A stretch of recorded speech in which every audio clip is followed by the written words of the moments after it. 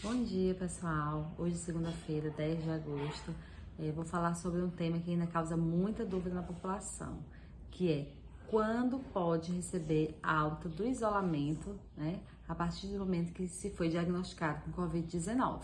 Então, eu fiz um esquemazinho aqui rápido para a gente entender quais são os critérios dessa alta. Então, vou explicar esses critérios de alta do isolamento dos pacientes com Covid-19 baseado no informe científico de 17 de junho de 2020 da Organização Mundial de Saúde. Tem uma versão desse informe em inglês e tem uma versão em português emitida pela Organização Pan-Americana de Saúde. Então, qual era a recomendação anterior, publicada em 12 de janeiro de 2020? A recomendação é que os pacientes, para ter alta do isolamento, eles tinham que estar clinicamente recuperados e apresentasse 2 resultados negativos de RT-PCR com intervalo de no mínimo 24 horas. Esses critérios foram atualizados, publicados em 27 de maio de 2020, e os critérios passaram a ser apenas critérios clínicos. Então, para o paciente ter alta do isolamento, ou seja, suspensão das precauções de transmissão, para os pacientes sintomáticos, eram 10 dias do início dos sintomas, mais no mínimo 3 dias sem sintomas.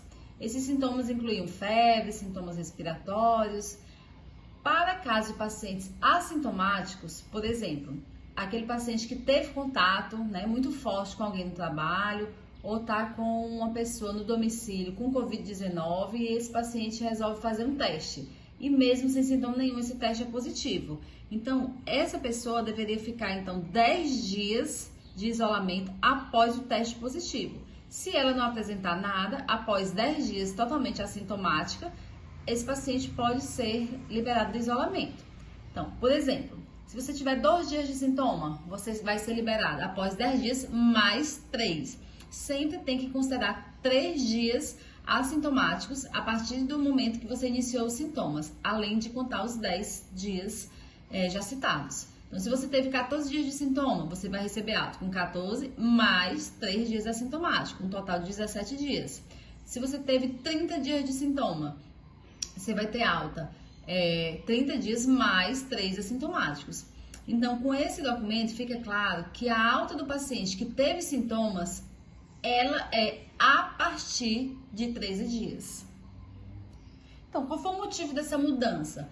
O grande problema é que alguns pacientes ficavam longos períodos de isolamento porque não tinham uma negativação do RNA viral a partir dos testes de RT-PCR. Isso acabava ocasionando um prejuízo no bem-estar da pessoa, da família, da sociedade, uma dificuldade ao acesso à saúde. Outra questão é a capacidade de ter teste para todo mundo no mundo inteiro, Então, era outra dificuldade. Algumas partes do mundo não tinham acesso ao teste. E outra dificuldade era a expressão viral prolongada, próximo do limite de detecção. Então, a pessoa poderia ter um teste negativo e, de repente, tinha um teste seguido positivo. Então, isso acabava causando uma problemática para o paciente, desnecessária, quando na verdade ele já não era mais capaz de transmitir o vírus. Então, qual é o entendimento atual do risco de transmissão? Então, a infecção pelo vírus causado pela Covid-19, ela é confirmada pela presença do RNA viral, detectado tanto por teste de antígenos, que suave rápido, partículas virais a partir desse teste rápido, ou o RNA viral a partir do RT-PCR.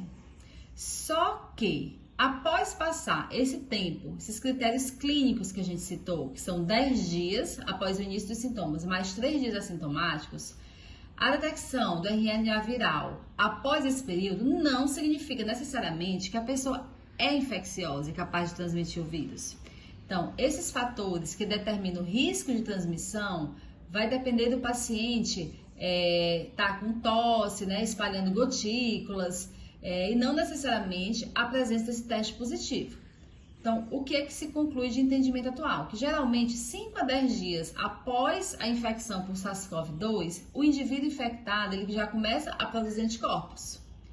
Então, espera-se que a ligação desses anticorpos neutralizantes ao vírus reduza também o risco de transmissão do vírus. Então, vamos falar aqui de alguns estudos só para a gente entender. Então,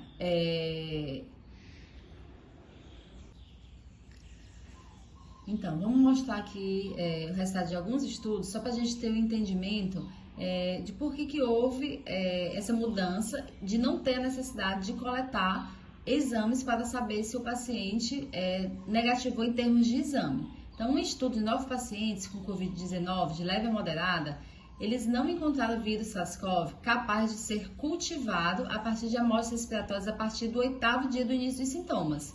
Outros 3 estudos de pacientes com a doença também não revelaram capacidade de cultivo do vírus após 7 a 9 dias do início dos sintomas. O que isso quer dizer? Eles pegavam os pacientes, testavam, se ele tivesse o RT-PCR positivo, eles pegavam essas partículas virais, cultivavam, né, em meio de cultura e viam se esse vírus era capaz ou não de se replicar. Então, o que se viu é que eram realmente apenas partículas virais e que o vírus não era capaz de se replicar no meio de cultura. Se ele não era capaz de se replicar no meio de cultura, então esse paciente também não era capaz de infectar outra pessoa. Então também foram estudados pacientes que foram positivos para RT-PCR ao serem submetidos a um novo teste após RT-PCR negativo. Esses pacientes também foram testados, foram colocados também essas partículas virais em meio de cultura e também não foram capazes de se replicar. E também teve o relato de caso de um paciente que ele permaneceu com RT-PCR por 63 dias. Então, ele tinha esse PCR positivo por 63 dias, mas eram apenas partículas virais que não eram capazes de infectar outras pessoas. A partir desse momento que se viu que os pacientes poderiam ficar positivos por longo tempo sem ter a capacidade de infectar, é que foi tirado esse critério de teste dos critérios de alta do isolamento do paciente com Covid-19. Então, o que a gente conclui das evidências até o momento, né, até 10 de agosto de 2019, baseado nesse informe da OMS, é que é raro, né, que o paciente possa transmitir o vírus após 9 dias do início dos sintomas. Então, por isso, se colocou que os pacientes devem ficar 10 dias após o início dos sintomas, mais uma margem de segurança de 3 dias assintomático, totalizando um tempo mínimo de isolamento de 13 dias. É importante também observar que esses critérios clínicos, eles exigem que os sintomas do paciente tenham sido resolvidos por pelo menos 3 dias, né? Então, a ênfase que a gente faz, 3 dias assintomático, para que se encerre esse isolamento a partir da contagem de 10 dias do início dos sintomas. E que fique claro que, embora seja provável que esse risco de transmissão após a resolução dos sintomas seja mínimo esse risco de transmissão, ela não pode ser completamente descartada, e por isso que se pede que se continue os cuidados que são exigidos para toda a população assintomática, que é o uso de máscara, o distanciamento, né, de no mínimo 1 até 2 metros, lavagem de mãos com frequência, uso de álcool gel, não pegar em olhos, nariz e boca. E baseando nisso, que não existe, né, uma abordagem de risco zero, mas que estava causando um prejuízo muito grande ter que fazer esses testes, e muitas vezes esse teste persistir positivo, causando uma grande dúvida na população. Então, atualmente, ficamos apenas com os critérios clínicos. Não é necessário também fazer sorologia para ver se positivou o IgM, o IgG, porque o que já foi observado também é que alguns pacientes acabam não aparecendo esses anticorpos detectados ao exame. Então, isso também gera uma confusão na população. Então, o critério de alta do isolamento para casos leves, moderados, e muitas vezes até casos graves, é passar o paciente a não ter sintomas, né, após 10 dias, mais 3 dias assintomáticos.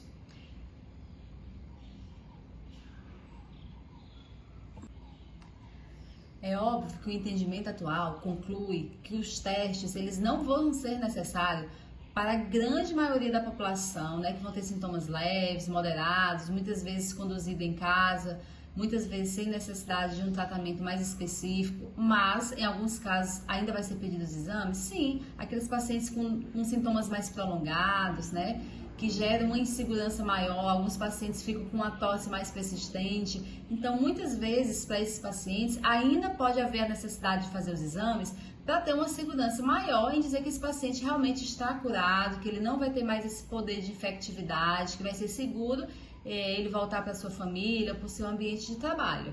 Então, é óbvio que a gente está sempre de olho aí em novas pesquisas, né, para validar ainda mais essa abordagem. Esse informe científico traz uma série de referências, eu coloquei algumas aqui, então, para quem quiser estar lendo mais. Então, isso são orientações gerais, né, porque eu vejo realmente que a dúvida é persistente e diária, mas que nenhuma informação colocada aqui substitui uma consulta médica individualizada, né, para avaliar caso a caso individualmente se é necessário ou não a realização de testes diagnósticos para esse paciente sair de alta. De uma forma geral, não é necessário exames, esse paciente vai ter alta após 10 dias do início dos sintomas, mais 3 dias assintomáticos, sendo o mínimo de 13 dias. Pacientes assintomáticos podem ter alta após 10 dias de ser diagnosticado e não ter apresentado nenhum sintoma. Um bom dia a todos e uma boa semana.